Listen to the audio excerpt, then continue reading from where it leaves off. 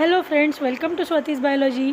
बाळांनो, आज आपण cell the unit of life या चॅप्टरमधला न्यूक्लियस आणि क्रोमोझोम हा पार्ट बघणार आहोत. Okay. 91 NCERT reading and teaching. Nucleus as a cell organelle was first described by Robert Brown as early in 1831. हे तर आपल्याला माहिती आहे. रॉबर्ट ब्राउन यांनी सगळ्यात पहिल्यांदा न्यूक्लियस शोधला होता सेलमधला यासाठी म्हणते न्यूक्लियस अजून एका ठिकाणी न्यूक्लियस असतो सेल सोडून. तो कुठे असतो? In an atom. बरोबर. रॉबर्ट ब्राउन यांनी सेलमधला न्यूक्लियस शोधला होता. Later the material of nucleus stain by the basic dyes was given by Flemming. आता हा कुठला फ्लेमिंग होता? It was Walther Flemming. आणि क्रोमॅटिन हा शब्द कुठून आलेला का काढला त्यांनी? कारण ज्या वेळेला न्यूक्लियस बघितला गेला फ्लेमिंगकडनं मायक्रोस्कोपच्या खाली, त्यावेळेला त्याला डायनी स्टेन करावं लागलं, म्हणजे कलर करावा लागला. ठीक आहे. तर कलर केल्यानंतर जेव्हा त्या अशा बॉडीज न्यूक्लियसच्या मध्ये कलर्ड बॉडीज दिसल्या, त्याला त्यांनी नाव दिलेलं आहे क्रोमोझोम्स हे नाव दिलेलं आहे वॅल्डियर यांनी, आणि क्रोमॅटिन हे नाव दिलेलं आहे फ्लेमिंग यांनी. तर हे पॉईंट लर्न करायचे आहेत.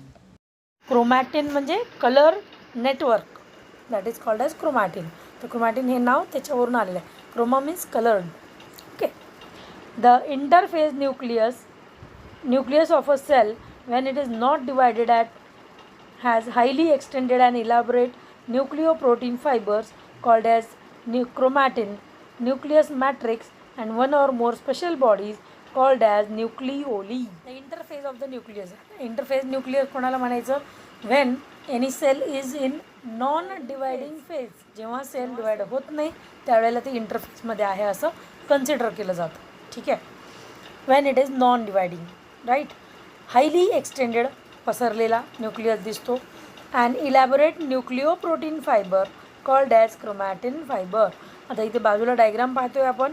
डायग्राममध्ये तुम्हाला नेटवर्क आरामात लक्षात येऊ शकतं की क्रोमॅटिन नेटवर्क कसं पसरलेलं आहे. Okay. This is the rough diagram of nucleus which shows the interphase stage, that is non-dividing cell stage. Okay. That matrix is called as nucleoplasm. त्याच्यानंतर one or more spherical bodies पण न्यूक्लियसमध्ये असतात. तर spherical बॉडीजचं नाव काय आहे? न्यूक्लिओलीचा शोध लावला कोणी? आणि न्यूक्लिओलीचा शोध लावणारी लेडी सायंटिस्ट होती फॉन्टाना नावाची. फॉन्टाना डिस्कवर्ड न्यूक्लिओली. ओके. तर हे असे ॲडिशनल गोष्टी तुम्हाला माहीत असणं पण गरजेचं आहे. न्यूक्लिओली. आता असं म्हटलं जातं की हर बाप का एक बाप होता है ना. आपण ऐकतो पिक्चरमध्ये वगैरे डायलॉग ऐकतो आपण, है की नाही. हर बाप का एक बाप होता है. तसाच प्रकार न्यूक्लिओलीचा आहे. म्हणजे सेलला कंट्रोल करतो न्यूक्लियस, आणि न्यूक्लियसच्या ॲक्टिव्हिटीजला कंट्रोल करणारा जो कंटेंट आहे दॅट इज न्यूक्लिओली. म्हणजे एकाचा कंट्रोलर दुसऱ्याचा कंट्रोलर तिसरा न्यूक्लियसला कंट्रोल करण्याचं काम करतो. ठीक आहे. Electron microscopy has revealed that the nuclear envelope consist of 2 parallel membranes with a space of 10 to 15 nanometre called as perinuclear space. दोन न्यूक्लियर मेम्ब्रेनच्या मध्ये न्यूक्लियस ही कशी आहे? डबल मेम्ब्रेन ऑर्गॅनेली आहे, आणि त्या दोन्ही मेम्ब्रेनच्या मध्ये जी स्पेस आहे that is perinuclear space.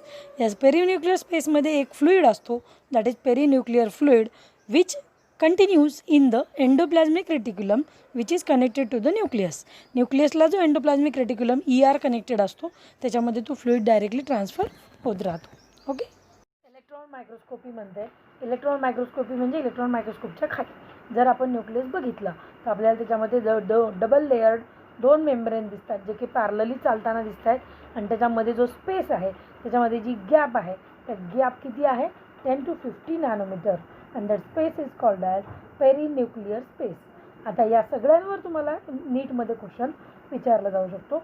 What is perinuclear space, what is the size of perinuclear space, where it is present, या सगळ्यावरती तुम्हाला क्वेश्चन येतो. जर तुम्ही थोडीशी मेमरी रिकॉल केली, मागे जर गेला तर प्रोकॅरियोटिक सेल आणि युकॅरियोटिक सेलमध्ये एक बेसिक डिफरन्स सांगितला जातो. Nucleus is absent in prokaryotic cell, nucleus is present in eukaryotic cell. त्यावेळेला आपण हे कन्सिडर करणं गरजेचं आहे की फक्तच न्यूक्लियस ॲब्सेंट नाही आहे, तर थोड्या काही डबल मेम्ब्रेन बाउंड ऑर्गॅनेलीज आहेत, दुहेरी आवरण असणाऱ्या ज्या ऑर्गॅनेलीज आहेत त्या सगळ्या ॲब्सेंट असतात. प्रोकॅरियोटिक सेलमध्ये, आणि त्या सगळ्याच्या सगळ्या प्रेझेंट आहेत युकॅरियोटिक सेलमध्ये. ओके, तर न्यूक्लियसचा हा जो डबल मेम्ब्रेन आहे, हा डबल मेम्ब्रेन फक्तच न्यूक्लियसला आहे असं नाही आहे, गॉल्जी ॲपरेटसला आहे, एंडोप्लाझ्मिक रेटिक्युलमला आहे, क्लोरोप्लास्टला आहे, मायटोकॉन्ड्रियाला आहे. खूप सारे असे ऑर्गॅनिलीज आहेत ज्याच्यावरती हा डबल लेअर आपल्याला दिसतो. ओके, हा मुद्दा नीट लक्षात ठेवा. नीटला याच्यावरती क्वेश्चन विचारला जाऊ. Forms a barrier between the materials present inside the nucleus and that of the cytoplasm. साहजिक आहे, याचा आउटर कवरिंग आहे, म्हणजे ते काय करणार येऊन जाऊन बाहेरचा सायटोप्लाझम मधला न्यूक्लियस याच्यामध्ये गॅप क्रिएट करते. आता सपोज एखादी आपला घराच्या बाहेरची भिंत आहे आणि त्याच्या पलीकडे गार्डन आहे, तर गार्डन आणि घर याच्यामध्ये ती भिंत जे काम करते तेच पेरिन्यूक्लियस स्पेस करतो. Okay, the outer cup membrane usually remains continuous with the endoplasmic reticulum and also bears ribosome on it. आता जर आपण टोटल सेलचं स्ट्रक्चर एक साथ जर बघितलं तर आपल्याला प्रकार लक्षात येऊ शकतो. का? कारण जो न्यूक्लियसच्याच आजूबाजूला एंडोप्लाझ्मिक रेटिक्युलम हा स्प्रेड झालेला दिसतो. त्या न्यूक्लिअर पोरपासून त्याची स्टार्टिंग झालेली असते आणि एंडोप्लाझ्मिक रेटिक्युलमवरतीच रायबोझोम्स पसरलेले. This is the structure of nucleus, ribosomes, endoplasmic reticulum. त्याच्यामुळे त्याला म्हणायचं रफ एंडोप्लाझ्मिक रेटिक्युलम और RER. तर हा जो RER आहे हा पेरिन्यूक्लिअर स्पेसपासून कंटिन्यू होतो. ठीक आहे. At a number of places, the nuclear envelope is interrupted by minute pores which are formed by the fusion of two membranes. मध्ये न्यूक्लियर स्पेसच्या मध्ये कट झाल्यासारखा मेम्ब्रेन दिसतो आणि त्याच रिजनला न्यूक्लियर पोर असं म्हणायचं. ओके, नीट बघा आता डायग्राम. प्रत्येक डबल मेम्ब्रेनच्या प्रत्येक ठिकाणी काही ठिकाणी डिस्टन्सवरती थोडा गॅप. हा जो गॅप आहे हाच न्यूक्लिअर पोर म्हणून कन्सिडर केला जातो, ज्याच्यातून ER पुढे पर्क्युलेट होताना दिसतो. ओके, तर इथे हा न्यूक्लिअर पोर लिहिलेला आहे, न्यूक्लिअर पोर तिथे दिसतो आहे. These nuclear pore are the passages through which movement of RNA and protein molecules takes place in both directions between the nucleus and the cytoplasm. Obviously nuclear pore हे काय gate लावल्यासारखं आहे त्या भिंतीला, आहे की नाही. त्या गेटच्या मध्ये बाहेर सायटोप्लाझम आणि न्यूक्लियसच्या आत बाहेर गोष्टी, सायटोप्लाझम आणि न्यूक्लियसच्या आत बाहेर करण्यासाठी कंटेंट्सला हा न्यूक्लिअर पोर वापरला जातो. बेसिकली प्रोटीन सिंथेसिस वगैरे याच्यामध्ये याचं कन्सिडरेशन धरता येऊ शकतं. Normally, there is only one nucleus per cell. Variation in number of nuclei are frequently observed. Can you recollect names of the organisms that have more than one nucleus per cell? Some mature cells lack nucleus. Example, erythrocytes of the mammals and sieve tubes of the vascular plants. Would you consider these cells as एक्झामच्या हिशोबाने विचारले जाऊ शकतात. म्हटल्यानंतर ज्या सेलचं functioning खूप जास्त आहे किंवा खूप जास्त कॉम्प्लिकेटेड लेवलला आहे तिथं एकपेक्षा जास्त न्यूक्लियसची गरज पडते. काय सांगितले? Can you recollect the names of the organisms which have more than one nucleus per cell. तुम्ही त्या ऑर्गॅनिझमची नावं सांगू शकता का किंवा त्या सेलची नावं सांगू शकता का ज्याच्यामध्ये एकपेक्षा जास्त न्यूक्लियस आहे. तर हा क्वेश्चन तुम्हाला आता आउट ऑफ सिलेबस विचारला जाऊ शकतो. अशी नावं विचारली जाऊ शकतात ज्याच्यामध्ये मॅक्झिमम किंवा मोर दॅन 2, मोर दॅन 3 असे न्यूक्लियस आपल्याला भेटू शकतात. ओके, परत पुढचा पॉईंट नीटचाच आहे.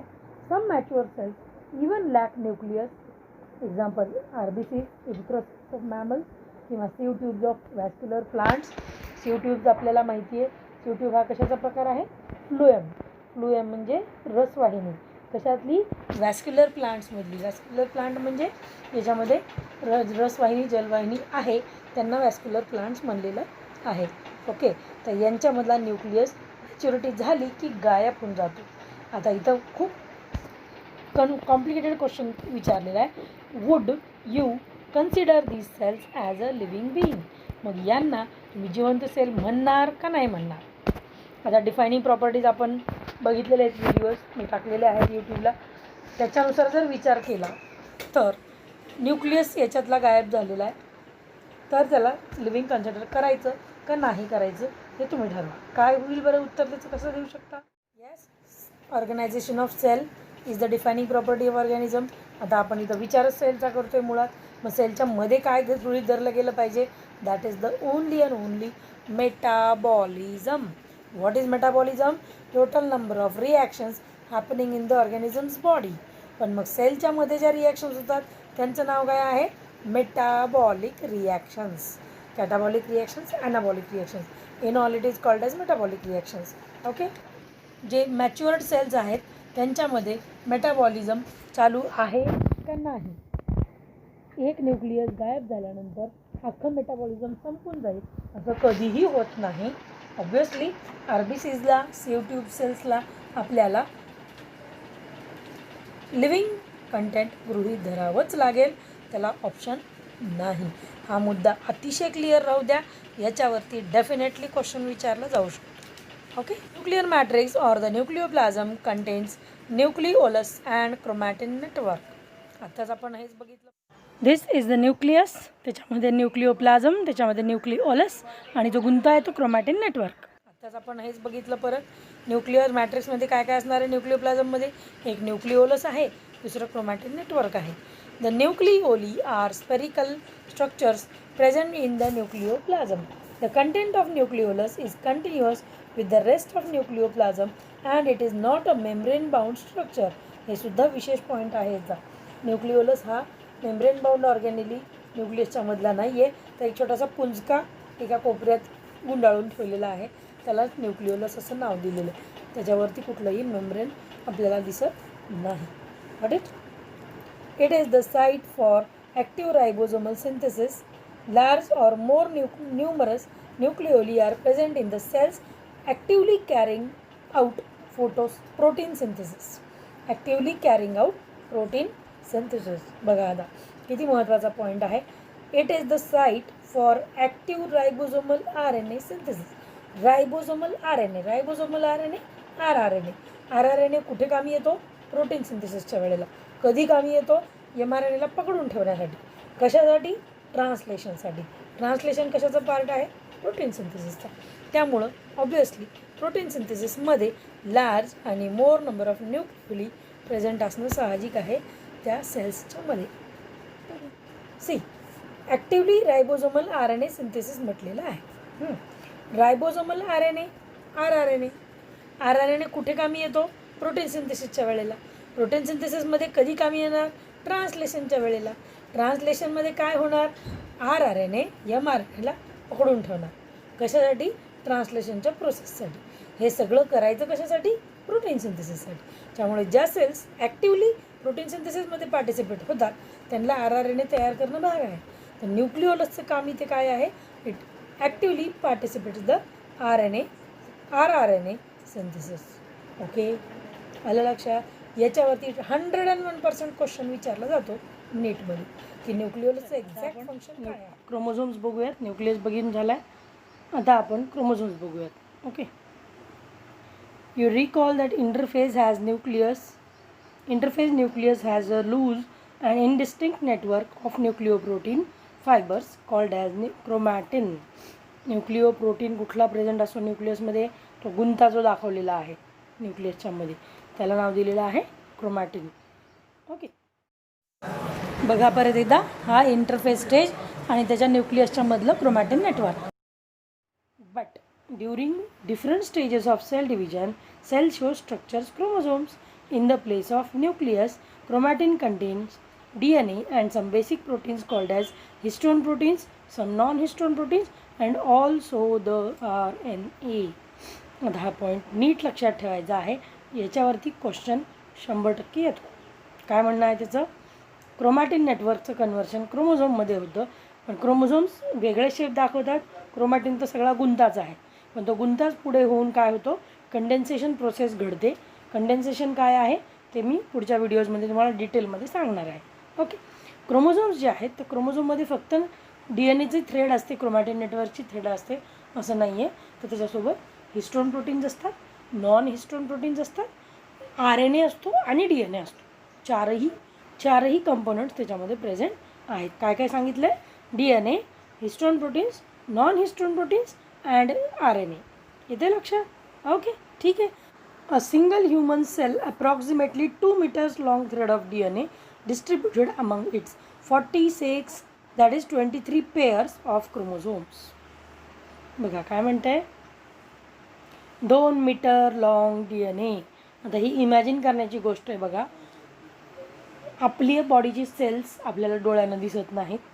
ओके, म्हणजे न दिसणाऱ्या सेलच्या, न दिसणाऱ्या न्यूक्लियसच्या, न दिसणाऱ्या क्रोमोझोमच्या वरती DNA किती गुंडाळलेला आहे, 2.2 मीटर लॉंग. म्हणजे एखाद्या मुलीच्या ओढणीच्या इतका लांब DNA न दिसणाऱ्या सेलच्या, न दिसणाऱ्या क्रोमोझोमच्या, न दिसणाऱ्या क्रोमोझोमच्या वरती गुंडाळून ठेवलेला आहे. आपली सेल जर म्हटली, ह्युमन सेल जर म्हटली तर 46 क्रोमोझोम्स, किंवा त्याला दुसरा शब्द वापरलेला आहे 23 पेअर्स ऑफ क्रोमोझोम्स. इथे लक्षात. Okay, so this is the point of packaging of DNA, जो की मॉलिक्युलर बेसिस ऑफ इनहेरिटन्सच्या चॅप्टरमध्ये दिलेला आहे. तिथे आपण डिटेलमध्ये बघू. You will study the details of DNA packaging in the form of chromosome in class 12th. जे मी आता सांगितलं, 12वीच्या मॉलिक्युलर बेसिस ऑफ इनहेरिटन्समध्ये तो पॉईंट दिलेला आहे. Okay, every chromosome visible only during dividing cells essentially has a primary constriction or centromere on the side of which disc-shaped structures are called as kinetochores. आता हा डायग्रामचा point झाला. जर क्रोमोझोम्सला आपल्याला बघायचं आहे तर ते कुठे बघणार आपण, फक्त आणि फक्त डिवायडिंग सेल्स, म्हणजे सेल डिव्हिजन चालू असतानाच आपण क्रोमोझोम्स बघू शकतो. त्याच्या व्यतिरिक्त कधीही आपल्याला क्रोमोझोम दिसणार नाही. काय दिसेल मग, इंटरफेस स्टेज दिसेल, क्रोमॅटिन नेटवर्क दिसेल. हा पॉईंट नीट लक्षात ठेवा. बघा, निगेटिव्ह क्वेश्चनचं पर्सेंटेज खूप आहे नीटमध्ये. तुम्हाला सरळ सरळ काहीही विचारलं जात नाही, सगळं वाकडं विचारलं जातं, उलटं विचारलं जातं. नॉट, नन ऑफ दीज किंवा नथिंग, अशा प्रकारचे निगेटिव्हिटी असलेले प्रश्न विचारले जातात. तो क्वेश्चन असा येऊ शकतो की when you could not see the chromosomes in the cell. मग आपला मुद्दा क्लिअर पाहिजे की that is the interphase, that is the chromatin network. Chromatin network जेव्हा न्यूक्लियसमध्ये असेल क्रोमोझोम दिसत नाहीत. इंटरफेस जेव्हा चालू आहे तेव्हा क्रोमोझोम दिसत नाहीत. हा पॉईंट नीट लक्षात ठेवा. आता काय, क्रोमोझोमचं जर स्ट्रक्चर बघितलं तर दोनच भाग दिसतात आपल्याला. एक राऊंड लाईक बॉल दिसतो आणि त्याच्या भोवताली त्याला जॉईन झाले त्याचे हँड्स दिसतात, ज्याला की आपण क्रोमॅटिड्स म्हणलेलं आहे. तो राऊंड लाईक बॉल जो आहे दॅट इज सेंट्रोमियर. ते हँड लाईक स्ट्रक्चर जे दिसत आहेत दॅट आर द क्रोमॅटिड्स. ठीक आहे. This is the structure of chromosomes. Chromatids 4, एक सेंट्रोमियर और प्रायमरी कन्स्ट्रिक्शन. कायनेटोकोर नावाचा एक डिस्क शेप स्ट्रक्चर दोन्ही साईडला सेंट्रोमियरच्या प्रेझेंट असतो. फिगरमध्ये जर बघायचं झालं तर ते कसं दिसेल बघा. हे जे सेंटरचं एक राऊंड लाईक स्ट्रक्चर आहे दॅट इज सेंट्रोमियर. हे जे लांब 2, वर 2, खाली 2 दांडे दाखवले आहेत दॅट इज द क्रोमॅटिड. हे आहे क्रोमोझोमचं डायग्राम दिलेली बुकमध्ये. क्रोमॅटिड्स 4, एक सेंट्रोमियर और प्रायमरी कन्स्ट्रिक्शन, आणि त्याच्या बाजूला 2 डिस्क शेप स्ट्रक्चर दिसत आहेत, kinetochores. Okay, that are the chromatids. आणि कायनेटोकोर जे आहे त्याच्या बाजूला डिस्क लाईक स्ट्रक्चर दाखवलेलं आहे. आता कायनेटोकोरचा पॉईंट काय, म्हणजे फंक्शन काय आहे की ते जेव्हा सेल डिव्हिजन चालणार आहे ते त्या क्रोमोझोम्सला वेगवेगळं होण्यासाठी मदत करतं. येते लक्षात. Okay, 2 chromatids of the chromosome. Based on the position of centromere, the chromosomes can be classified into 4 types. आता सेंट्रोमियर सेंटरला दाखवलं आपण क्रोमॅटिड्सच्या, बरोबर आहे. कधी कधी काय होतं, सेंटर सोडून ते थोडंसं वरती सरकतं काही ऑर्गॅनिझमच्या क्रोमोझोम्समध्ये. कधी कधी काय होतं, त्याच्याही वरती सरकतं. कधी कधी एकदम टिपला जाऊन पोहोचतं. म्हणजे त्याचे टोटल 4 प्रकार पडू शकतात.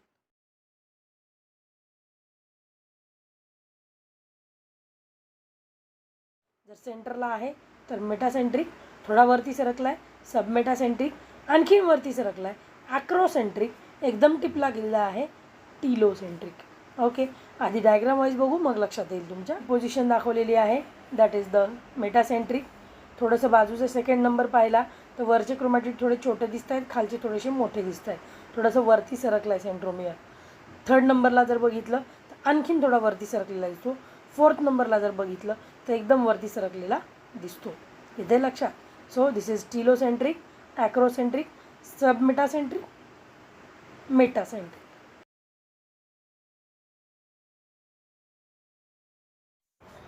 बघा डायग्राम वाईज हे 4 प्रकार दिसतात आपल्याला क्रोमोझोमचे on the basis of position of metacentric chromosome has middle centromere forming 2 equal halves or arms of the chromosome. 2 equal भाग मिडलला आहे म्हटल्यानंतर काय होईल, त्याचे 2 भाग इक्वल पडतील ना, बरोबर. The sub metacentric chromosome has centromere slightly away from the middle of the chromosome resulting in 1 shorter arm 1 longer arm. आता साहजिक आहे हे 4 शेप्स तयार होतात, मेटासेंट्रिक, सबमेटासेंट्रिक, ॲक्रोसेंट्रिक आणि टेलोसेंट्रिक क्रोमोझोम्सचे. वरती जर सरकलं तर काय होईल, 2 क्रोमॅटिड लंबे होतील, 2 क्रोमॅटिड थोडेसे छोटे दिसतील. In case of acrocentric chromosomes, the centromere is situated close to its end, forming one extremely short arm and one very long arm. काय होईल, जर थोडंसं अजून वरती जर सरकला सेंट्रोमियर, त्याला म्हणायचं ॲक्रोसेंट्रिक क्रोमोझोम. आणि काही वेळेला आर्म्स त्याचे एक आर्म लॉंग होतो, एक आर्म छोटा होतो. काही वेळेला मेटासेंट्रिकमध्ये तेवढं होत नाही जेवढं की ॲक्रोसेंट्रिकमध्ये दिसून येतं. टिलोसेंट्रिकमध्ये मात्र सगळ्यात शेवटच्या टिपवरती सेंट्रोमियर जातो. Okay. whereas the telocentric chromosome has terminal centromere.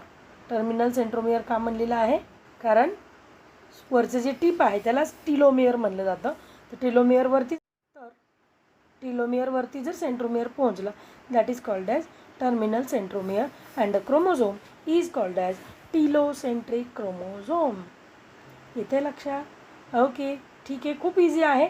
आता इथं नीटमध्ये क्वेश्चन कसा विचारला जाऊ शकतो की एक्झाम्पल्स, मेटासेंट्रिक क्रोमोझोम कोणामध्ये दिसतो, सबमेटासेंट्रिक क्रोमोझोम कोणामध्ये दिसतो, ॲक्रोसेंट्रिक कोणामध्ये दिसतो, टिलोसेंट्रिक कोणामध्ये दिसतो. ठीक आहे. शेपचा जर विचार केला, मेटासेंट्रिकचा शेप आहे V shape, submetacentric L shape, acrocentric J shape and telocentric I shape. म्हणजे 4 शेपमध्ये क्रोमोझोमचे प्रकार दिसतात. पण क्वेश्चनमध्ये तुम्हाला एक्झाम्पलसुद्धा क्वचित प्रसंगी विचारले जाऊ शकतात. तर काय करायचे, गुगलवरती सर्च करायचे, 2-4 आपल्या आसपासचे म्हणजे मॅमल्स, प्लांट्स, काही ओळखीचे ॲम्फिबियन्स, ॲक्वॅटिक ऑर्गॅनिझम्स, काही 2-4 असे लक्षात ठेवायचे ज्यांचे की क्रोमोझोमचा टाईप त्याच्यामध्ये दिलेला असू शकतो. ओके, ठीक आहे. काही एक्झाम्पल्स मी माझ्या व्हिडिओसोबत तुम्हाला देत आहे. Okay. Sometimes a few chromosome have non-staining secondary constriction at a constant location. बघा आता सेकंडरी कन्स्ट्रिक्शन, मग प्रायमरी कन्स्ट्रिक्शन कोणाला म्हणायचं, ऑफकोर्स सेंट्रोमियरला म्हणायचं. Centromere is the primary constriction of the chromosome. मग सेकंडरी कन्स्ट्रिक्शन कोणाला म्हणायचं आहे, सॅटेलाईटला. सॅटेलाईट आता कसं आहे, नॉन स्टेनिंग म्हटलेलं आहे बघा. नॉन स्टेनिंग म्हणजे जरी क्रोमोझोम्सवरती डाईज टाकल्यावर कलर येत असेल म्हणून तर त्यांना क्रोमोझोम म्हणतो ना आपण, कलर्ड बॉडीज, बरोबर आहे. पण सेकंडरी कन्स्ट्रिक्शन किंवा सॅटेलाईट हा प्रकार असा आहे की त्याच्यामध्ये कलरच येत नाही, तो कलरलेस राहतो. That is very important point. Other than point आहे, थोडासा ऑप्शनल पॉईंट आहे, सो डेफिनेटली लक्षात ठेवायचं आहे. This gives the appearance of a small fragment called as satellite. त्यालाच सॅटेलाईट म्हणायचं आहे. येते लक्षात? ओके. हे तुमच्या आजच्या लेक्चरचं कन्क्लुजन आहे. नीट एक्स्ट्रॅक्ट हे तुम्हाला पूर्णच्या पूर्ण लर्न करायचं आहे. माझे सगळे लेक्चर्स मराठीमध्ये असणार आहेत. जे कुठले तुमचे फ्रेंड्स, रिलेटिव्स ज्यांना मराठीमध्ये नीट बायोलॉजी किंवा NCERT बायोलॉजी अपेक्षित आहे, त्या सगळ्यांना माझे व्हिडिओ शेअर करायला आणि सबस्क्राईब करायला सांगा. थँक्यू.